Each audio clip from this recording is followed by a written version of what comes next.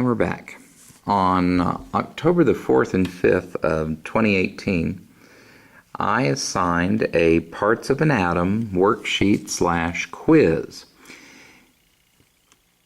Was finding that my students were having issues understanding the parts of an atom, and in particular illustrating the protons, the neutrons, and the electrons.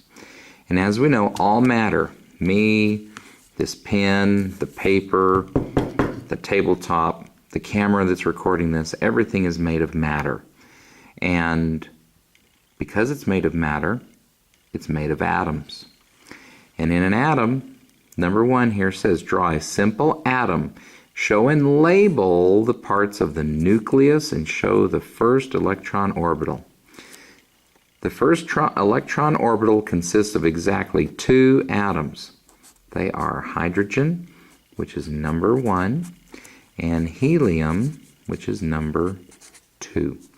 The numbers on the periodic table tell us the number of protons. So, in hydrogen, the most common isotope of hydrogen has a proton and an electron, and that electron circles in what we call the first orbital level. So for hydrogen, this proton is the nucleus, and the electron lives in this first orbital, or energy level, or valence, or shell. All of those terms used interchangeably. For helium, and I only wanted 1 atom, but I'll do both. For helium, there are 2 protons, 2 neutrons, 2 electrons.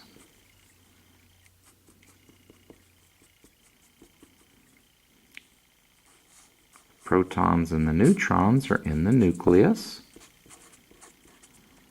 These are the protons. These are the neutrons.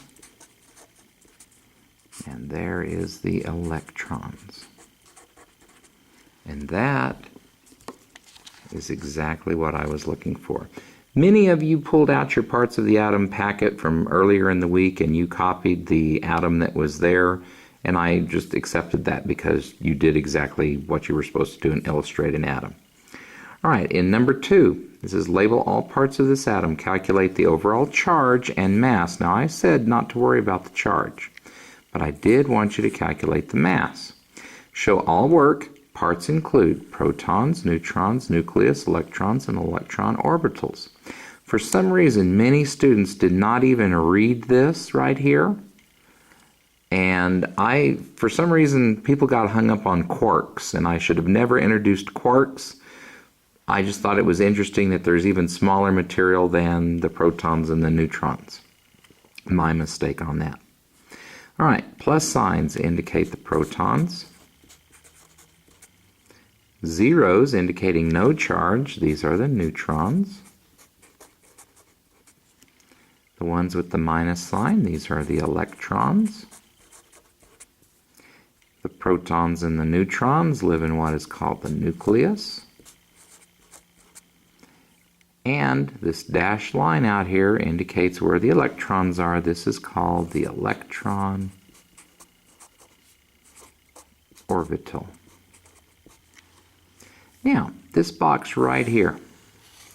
Many students ignored this box completely. Or they would put their math out here. I don't understand why. There's a perfectly good box here. But all you had to do was count the protons. There are 2 protons. You had to count the neutrons. There are 3 neutrons.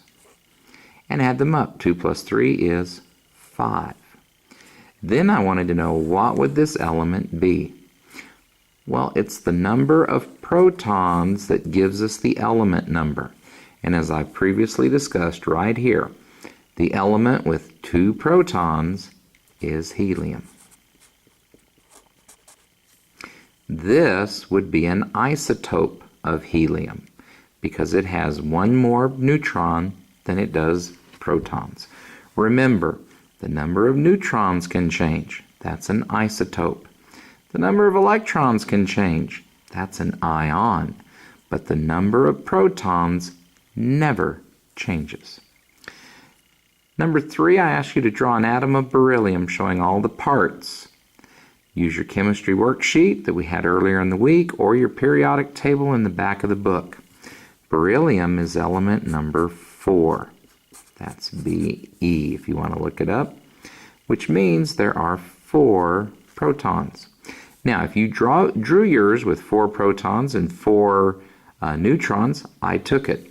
But in reality, the mass of beryllium is 9.01 something or other, which means there's actually 5 neutrons in the nucleus. So I'm going to draw the protons. And I'm going to draw the neutrons. And that's the nucleus. That's all there is to it. There's also 4 electrons, 2 in the inner shell because that's all it can hold, and 2 in the outer shell. And that, ladies and gentlemen, if I can get this up here with my fat fingers, that is an atom of beryllium. And now this worksheet is complete.